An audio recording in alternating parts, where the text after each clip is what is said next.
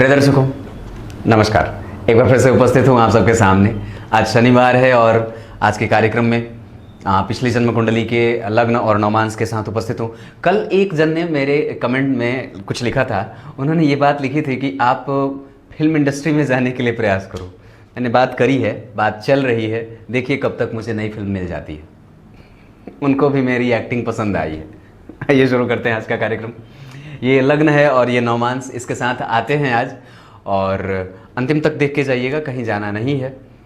और क्या कहूँ, ये है। आइए शुरू करते हैं।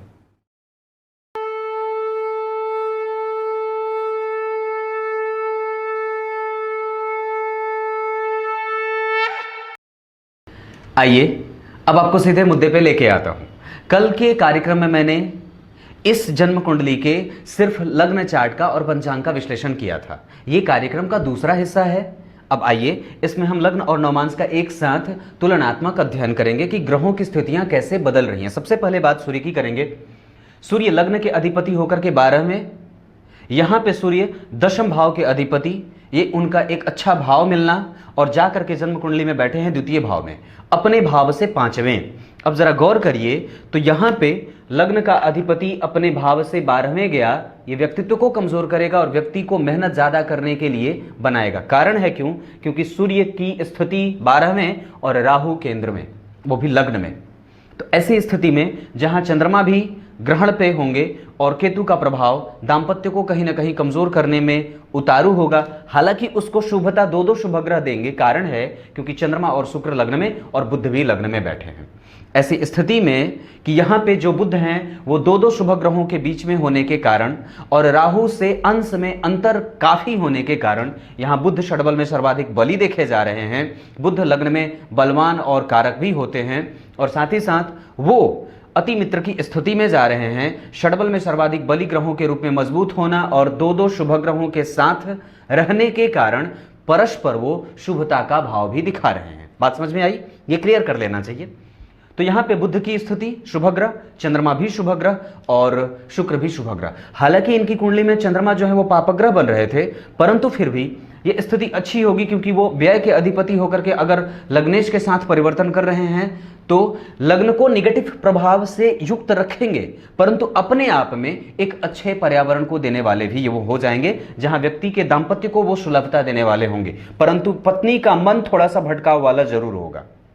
पत्नी का मन थोड़ा सा भटकाव वाला होगा। कारण क्योंकि यहां पे वृश्चिक राशि बन रही है, लग्न में ही राहु है और वो भी मंगल में 12वें में। जरा गौर करिएगा किन किन चीजों का ख्याल रखना पड़ता है कुंडली में। पत्नी के स्वभाव की बात रही तो चंद्रमा और शुक्र बुध का प्रभाव पत्नी भाव पे पड़ रहा है, और यहां पे लग्न का अधिपति 12वें गया, पत्नी के स्वास्थ्य को कमजोर करेगा क्योंकि ये नवांश है ना, और यहां पे लग्न में ही राहु बैठे हैं। यहां राहु केतु का प्रभाव, शुक्र भी जो पत्नी के कारक होते हैं वो 12वें जा रहे हैं। ऐसी स्थिति में पत्नी थोड़ी खर्चीली आएंगी, सुंदर आएंगी, शैया सुख भरपूर है और उसमें किसी भी तरीके की कोई समस्या नहीं होनी चाहिए। मंगल शुक्र एक साथ बैठे हैं तो अपनी पत्नी के नेचर को थोड़ा समझने की आवश्यकता होगी क्योंकि वो वृषभ की है और यहाँ पे शुक्र की स्थिति 12वें में जा रही है। इस वजह से ये बात कहूंगा, खर्चीली होंगी और सुंदर होंगी। सूर्य यहाँ बैठे, यहाँ के अधिपति दशम भाव के अधिपति होकर के अपने भाव से पंचमस्त गए हैं, जहां गुरु स्वयं बैठे हैं वक्री होकर के। तो द्वितीय भाव के अधिपति के साथ दशम भाव के अधिपति का परिवर्तन, और ये दोनों परस्पर होते हैं एक दूसरे के मित्र। तो दशम भाव के अधिपति होकर के द्वितीय में गए, द्वितीय के अधिपति होकर के दशम में गए। ये बेहतरीन होगा और व्यक्ति के कैरियर को एस्टैब्लिश करने वाला होगा। यहाँ पे व्यक्ति को अपने काम को करने वाला भी बनाता है, और अगर व्यक्ति चाहे तो शुरुआत में अगर नौकरी करे तो बाद में चल करके अपना व्यवसाय खुद का भी कर सकता है। वो मैंने बता रखी है कि आप क्या कर सकते हैं, वो कल के कार्यक्रम में मैंने बातें बता दी हैं। यहाँ सूर्य द्वितीय भाव में, वाणी थोड़ी कड़वी होगी और मुंहफट होगा क्योंकि ये राशि जो है वो बन रही है गुरु की। तो व्यक्ति गुरु से प्रभावित होने के कारण सत्यवादी तो होगा, परंतु सूर्य जब उस कुंडली में बैठ जाएंगे द्वितीय भाव में तो व्यक्ति को कभी कभी कटु वचन भाषी भी बनाएंगे, और व्यक्ति कई बार कुटुंबजनों से दूर सा रहता है और हमेशा कैरियर के बारे में उसके दिमाग में विचार चलते रहते हैं। ये बात दिखती है। बात अब चंद्रमा की करूंगा तो पत्नी भी यहां से थोड़ी कठोर होंगी स्वभावतः, क्योंकि मंगल से प्रभावित लग्न में राहु का प्रभाव, कंफ्यूज भी होंगी, 12वें जा रही है, उनके स्वास्थ्य को कमजोर भी करना देखना पड़ रहा है, और द्वितीय भाव में राहु, यहां से द्वितीय भाव में सूर्य।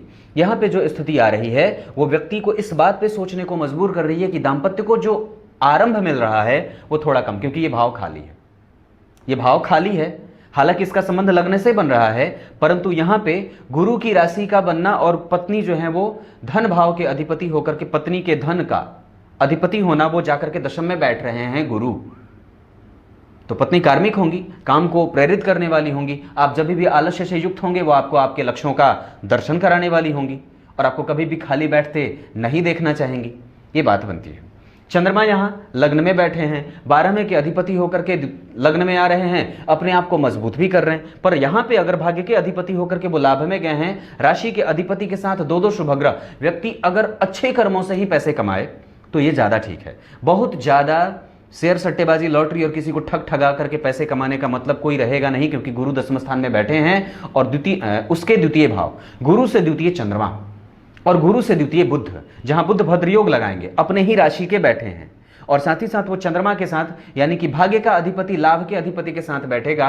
ये भाग्य में लाभ की स्थिति दिखा तो रहे हैं, परंतु वो इशारा भी कर रहे हैं। किस बात का इशारा? ये कर रहे हैं कि व्यक्ति जो भी पैसे कमाने का सोर्स जो है, वो जरिया जो आए, वो एक अच्छे तरीके से और अच्छी जगह से आए। ऐसा नहीं कि वो इधर उधर से या लूट घसोट करके, क्योंकि गुरु दशम स्थान में बैठते हों और साथ ही साथ भाग्य भाव के अधिपति के साथ उसकी स्थिति अगर निकट की बन रही हो, तो व्यक्ति को पैसे कमाने में धर्म का मार्ग तय कर लेना चाहिए, क्योंकि धर्म भाव के अधिपति लाभ के अधिपति के साथ बैठे हैं। ये बात समझने वाली है। पढ़ाई में ध्यान देने की आवश्यकता है, क्योंकि चंद्रमा से गुरु 12वें जा रहे हैं यहाँ पे, और चंद्रमा से गुरु यहाँ भी षडाष्टक में जा रहे हैं। इस वजह से मन को नियंत्रित करने की बहुत ज्यादा आवश्यकता होगी। आप दोनों लोगों को, पति और पत्नी दोनों को, हो सकता है कभी कभी मनमुटाव की भी स्थिति बने, क्योंकि शुक्र मंगल के साथ है। ये बात बनती है। बात यहां तक समझ में आ गई होगी। अब मंगल की चर्चा करता हूं। मंगल यहां पे बनते हैं सुख के अधिपति, अपने भाव से 12वें गए हैं। तो कोई भी भाव का अधिपति अपने भाव से 12वें जाए। कल किसी ने ये बात लिखी भी थी, श्रीमान मैं बिल्कुल जानता हूं कि ये बात आपने बिल्कुल सही कही थी कि यहां पे सुख भाव के अधिपति अपने भाव से 12वें जाते हैं। तो किसी भी भाव का अधिपति अपने भाव से 12वें जाता है तो उस भाव को वो कमजोर करने वाला बनता है। मैंने ये बात कल कही थी कि अगर जन्म कुंडली में यहां की बात करते हैं तो यहां का अधिपति 12वें गया और यहां से वो उच्च की दृष्टि डाल रहा है गुरु पे, जिनका गुरु का नीचत्व वो खुद भंग कर रहा है। ऐसी स्थिति में यहां पे विपरीत राजयोग भंग नहीं होगा, क्योंकि उच्च की दृष्टि डाल रहे हैं ना मंगल उच्च की दृष्टि है। एक बात बताता हूं, ये मैंने कल बात चर्चा में रखी थी, आपने शायद देखी नहीं होगी, या जो भी लोग कार्यक्रम अंत तक देखा करें, कि यहां पे विपरीत राजयोग बन रहा है दो तरीके। एक तरीके से परिवर्तन राजयोग भी बना, क्योंकि शनि की राशि में मंगल, गुरु, और गुरु की राशि में शनि, और साथ ही साथ मंगल की उच्च दृष्टि भी पड़ रही है। इस भाव को बल मिल रहा है, क्योंकि इस भाव का अधिपति खुद लग्न में जा रहा है। यहां पे व्यक्ति के जीवन में विपरीत परिस्थितियां बनेंगी और वो अंतिम समय में बहुत टॉप लेवल की लाभ की स्थितियों को दिखाने वाले भी बनेंगे, क्योंकि तब तक मंगल का प्रभाव भी जागृत होगा। और शनि तो है ही, अष्टम में बैठे हैं, अकेले बैठे हैं, तो यहां पे ये सामान्य सा फल होता है कि अष्टम भाव चूंकि वो गुप्त विद्याओं का होता है और वहां पे तो गुरु की राशि भी बन रही है, तो गुप्त विद्याओं में जानकार व्यक्ति को करता है। यही अवस्था तो देखिए, व्यक्ति अगर बहुत छोटी उम्र का है और ज्योतिष का चैनल देख रहा है, व्यक्ति छोटी अवस्था का है पर ज्योतिष का चैनल देख रहा है और ज्योतिष में रुचि है, तो निश्चित रूप से ये शनि का काम है। आजकल के तो बच्चे आजकल ज्योतिष देखते नहीं ना, बहुत कम देखते हैं। आजकल के तो बच्चे कुछ और देखते हैं। तो ये बात है। चंद्रमा मंगल की बात कर रहा था, मंगल की बात खत्म। अब बुध पे आता हूं। बुध की राशि बनती है द्वितीय भाव में, वो महाधनी योग लगा रहे हैं, लाभ के अधिपति और धन के अधिपति होकर के लग्न में गए। ये बात मैंने कल भी बताई थी कि लाभ के अधिपति होकर के लग्न में और धन के अधिपति होकर के लग्न में व्ययेश के साथ बैठे हैं। इस वजह से व्यक्ति के जीवन में जो धन की स्थिति होगी वो खर्च से युक्त होगी, क्योंकि शुक्र भी यहां 12वें है और लग्न का अधिपति भी 12वें है। इस वजह से जो स्थिति देखने में आ रही है कि व्यक्ति के जीवन में व्ययात्मक स्थितियां ज्यादा रह सकती हैं। लग्न में बुध है, चंद्रमा है, शुद्ध वाणी को बोलने वाला बनाता है। लेकिन द्वितीय भाव का अधिपति अगर अग्नि तत्व की राशि में बोलेगा और बैठेगा तो कैसी वाणी बोलेगा? अग्नि से युक्त। क्यों? क्योंकि यहां भी तो सूर्य बैठे हैं, अग्नि तत्व की राशि में अग्नि तत्व का ग्रह।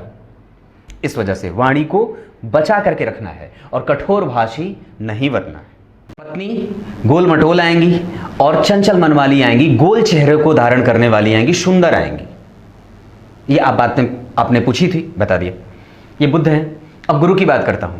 आपकी कुंडली में गुरु बनते हैं पंचम के अधिपति, जाकर के बैठे कहां? अपने भाव से आगे। अब जरा गौर करिए, इस भाव का अधिपति अपने भाव से पीछे गया और इस भाव का अधिपति अपने भाव से आगे गया। परवक्री है, लेकिन डिग्री 23 अंश के उपस्थित थे, इसके कारण ये यहीं के रहेंगे, कहीं नहीं जाएंगे और पेट का रोगी बनाएंगे। पर गुरु की दशा जब आएगी तो व्यक्ति अपनी परिस्थितियों से लड़ने वाला और जुझारू प्रवृत्ति धारण करके अपने दुश्मनों से और अपने जीवन की विपरीत परिस्थितियों का लाभ लेगा, उठा करके उसे सकारात्मक रूपों में बदलने वाला होगा। क्योंकि शनि जहां जीवटता देंगे, ये शनि का फल है, यहां जीवट बनाएंगे। और उसकी तीसरी दृष्टि देखिए, तीसरी दृष्टि जो है वो दशम भाव पे पड़ रही है। इस वजह से व्यक्ति के कर्म को भी फ्लरिश करने वाले बनेंगे, क्योंकि गुरु की भी दृष्टि यहां पे है।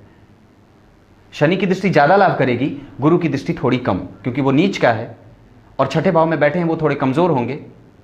इस वजह से ये बात गुरु की थी। गुरु यहां देखिए कहां बैठे हैं। अब अगर गुरु को हम यहां देखते हैं तो ये दशम स्थान में ही बैठे हैं, यहां भी वो वक्री ही होंगे। और इस आधार पर देखते हैं तो उनकी पांचवी दृष्टि यहां पड़ेगी। धन को सही जगहों पर इस्तेमाल करने वाला भी बनाएंगे और व्यक्ति कभी कभी तीखा बोल देने के बाद में बड़ी पश्चाताप भी करेगा और धन को सद्गति का मार्ग दिखाना चाहता है। माता पिता के साथ संबंधों को थोड़ा ठीक रखने की आवश्यकता है। यहाँ पे माता को मांसपेशियों का दर्द भी यहाँ शनि देते देखे जा रहे हैं। ये बात बहुत अच्छे तरीके से समझ लेना चाहिए। और पैसे कभी खाली मत करिएगा, जब भी पैसे कमाएं तो उसको स्टोर करके रखने की आदत डालिए, क्योंकि चंद्रमा है पापक, बुध के साथ बैठा है। जैसे ही पैसे इकट्ठा करते हैं थोड़े से कुलबुलाहट हो जाती है, पैसे खर्च करो, कुछ न कुछ खरीद लेने की एक जल्दबाजी सी रहती है, ये बात दिखती है। शुक्र लग्न में सुंदर व्यक्तित्व, विद्वान, गूढ़ रहस्यमय विद्याओं के जानकार।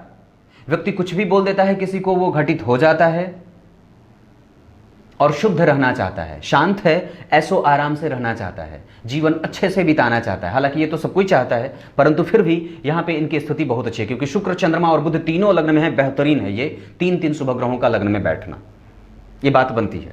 तो शुक्र की स्थिति यहाँ शुक्र को देखिए वो कहाँ बैठे हैं? 12 में, दाम्पत्य भाव के अधिपति होकर के 12 में, और राहु केतु का प्रभाव। और उस पर अगर देखते हैं तो विचार करिए तो 1 2 3 4 शनि का प्रभाव भी लग्न पे है यहाँ।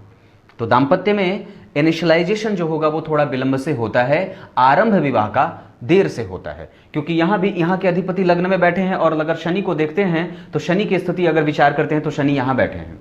शनि यहां बैठे अष्टम भाव के शनि, जहां व्यक्ति को जीवट बनाएंगे, मेहनत करने वाला बनाएंगे, वहीं पे शनि यहां पे सुख को थोड़ा कमजोर भी करेंगे। मैंने बात कही थी कि विवाह देर से होने की स्थिति भी बन रही है, क्योंकि शनि यहां पत्नी के साथ, माता पिता, भाई बहन, कुटुंबजनों के साथ मिलने वाले सुख में विलंब की स्थिति पैदा कर रहे हैं। शुक्र के बाद शनि की बात रही। राहु यहां भी लग्न में बैठे थे, यहां भी लग्न में बैठे हैं, व्यक्ति को ब्रॉड माइंडेड बनाते हैं। व्यक्ति कई बार आसानी से किसी भी चीज की नकल कर लेता है, अच्छे तरीके से किसी भी चीज को दिमाग में एडजस्ट कर लेता है, उसको दिक्कत नहीं होती है। राहु यहां व्यक्ति को बहु प्रतिभाशाली बनाएंगे, बहुज्ञ बनाएंगे, श्रेष्ठ बनाते हैं, और साथ ही साथ वो कभी कभी व्यक्ति को बहुत ज्यादा कंफ्यूज भी करते हैं। अभी आपकी कुंडली में चंद्रमा की दशा चल रही है। अब आपकी कुंडली में कौन से ग्रह कैसा फल करने वाले हैं अपनी दशाओं में, इसकी चर्चा कर लेता हूं। आपकी कुंडली में दशाओं में अगर देखता हूं तो बुध, चंद्रमा, शुक्र और राहु, बुध, चंद्रमा, शुक्र और राहु, इनकी दशाएं आपकी कुंडली के लिए अच्छी रहने वाली हैं। और अभी चंद्रमा की दशा भी चल रही है, तो जरा गौर करिए, बुध, चंद्रमा, शुक्र और राहु की दशाएं आपकी कुंडली के लिए अच्छी रहने वाली हैं। बाकी के ग्रहों की दशाएं थोड़ी कमजोर भी हो सकती हैं, जैसे सूर्य हुए। शुक्र की स्थिति अच्छी रहेगी, मंगल थोड़े कमजोर होंगे, बुध भी ठीक रहेंगे, गुरु थोड़े कमजोर होंगे, दशाओं में वो मेहनत ज्यादा कराएंगे, प्रतियोगिता ज्यादा कराएंगे, विपरीत परिस्थितियां ज्यादा लाने वाले होंगे। शुक्र की बात ठीक है। शनि भी थोड़े कमजोर होंगे, वो प्रभाव को कमजोर करेंगे। जब आएंगे तो हो सकता है कि उनकी स्थिति में कभी कभी दाम्पत्य को कमजोर करें, या फिर स्वास्थ्य को कमजोर करें, माता के स्वास्थ्य को कमजोर करें, और घर में कोई ना कोई बीमार होता रहे। घर में सुंदरकांड का पाठ आपको लोगों को कर लेना चाहिए, यह स्थिति बनती है। अब तो बाकी तो कुछ आपने पूछा भी नहीं था। अगर कोई व्यवसाय वगैरह करना चाहते हैं तो आप मिथुन राशि के नाम से शुरू कर सकते हैं। अगर कोई पत्नी अगर विवाह करने के लिए स्थिति बनती है तो आपकी कुंडली के हिसाब से सिंह लग्न की अगर कोई जातिका मिल जाए उससे विवाह कर सकते हैं। उसके बाद मेष लग्न की भी अगर कोई जातिका मिल जाए उससे भी विवाह कर सकते हैं। उसके बाद तुला लग्न की अगर कोई जातिका मिल जाए उससे भी विवाह कर सकते हैं। अगर कहीं जाकर के किसी दूसरे जगह पे जाकर के कोई स्थान परिवर्तन करके अगर कोई व्यवसाय करना चाहते हैं तो आपकी कुंडली के आधार पर वायव्य दिशा बनती है। वायव्य दिशा बनती है यानी कि पश्चिम और उत्तर के कोण पर आप अपने जन्म स्थान से जा सकते हैं। उस दिशा से लाभ होने के ज़्यादा संकेत हैं। पैसे किसी को ना दें, लेना चाहते हैं ले लीजिएगा, लेकिन बता दूं चंद्रमा थोड़ा कमजोर है, इस वजह से पैसे देने पे डूबने की आशंका ज़्यादा है। धोखाधड़ी की स्थिति भी आपकी कुंडली में थोड़ी सी बनती है। यहाँ का अधिपति व्यय में जा रहा है, इस वजह से किसी पे भी भरोसा थोड़ा कम करने की स्थिति बनती है। कुछ इसी तरीके से आज के कार्यक्रम का समापन करेंगे। तब तक के लिए इजाजत दीजिए, कल एक बार फिर से उपस्थित होंगे आप सबके सामने। तब तक के लिए बहुत बहुत नमस्कार।